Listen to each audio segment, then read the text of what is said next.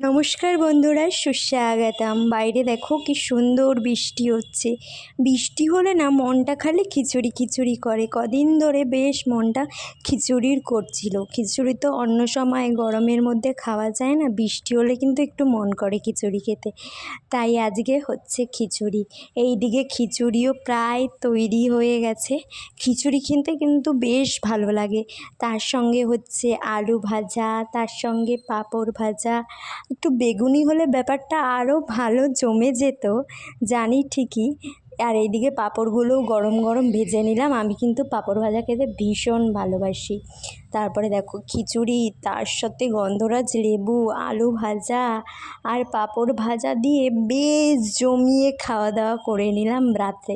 আজকে রাতের খাবারটা একেবারে জমে ক্ষীর হয়ে গেল। তোমরা কারা কারা খিচুড়ি খেতে ভালোবাসো বর্ষার দিনে আমাকে অবশ্যই কমেন্ট করে জানিও। দেখা হচ্ছে তোমাদের সঙ্গে পরের ভিডিওতে।